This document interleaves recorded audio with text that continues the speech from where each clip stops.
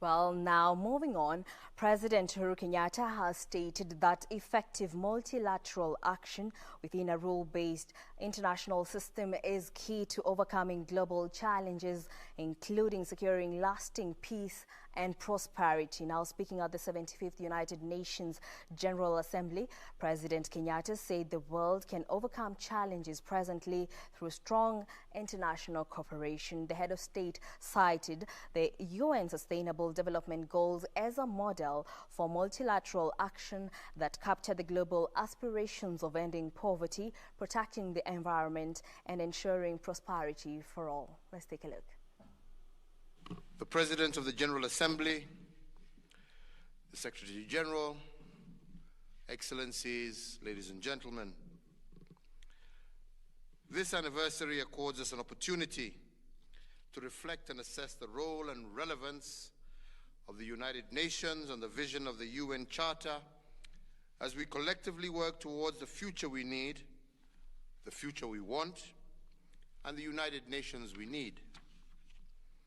Mr. President, 75 years on, our world, as we know it today, was built on the ashes of the Second World War. Thanks to the resilience of humanity, the defeat of colonialization, and the establishment of a global multilateral mechanism, we are where we are. This commemoration comes against a backdrop, unfortunately, of a global crisis caused by the COVID-19 pandemic. Undoubtedly, developing and emerging economies have impacted disproportionately, but more importantly, COVID-19 has exposed the global vulnerabilities of the United Nations and of our societies, as well as our economies. In this regard, now more than ever, we are called on to reflect on the words of the UN Charter that urges to employ international machinery for economic and social advancement of all. It is indeed a call for meaningful international partnerships and multilateral cooperation to build back better together. A call also to the Bretton Woods institutions and other multilateral lenders to be responsive to proposals of debt management so as to create the fiscal space necessary to accommodate interventions to mitigate COVID-19 related impacts on developing and emerging economies. Mr. President, the United Nations is an institution founded on the premise of promoting international peace, bolstering security and human rights, and the advancement of development for all. To this end, the United Nations continues to consolidate efforts and achievements against colonialism, imperialism, poverty, and the exploitation of the vulnerable by the powerful, while upholding human rights and human security. As we celebrate these achievements, the big question is this: is the United Nations fit for purpose?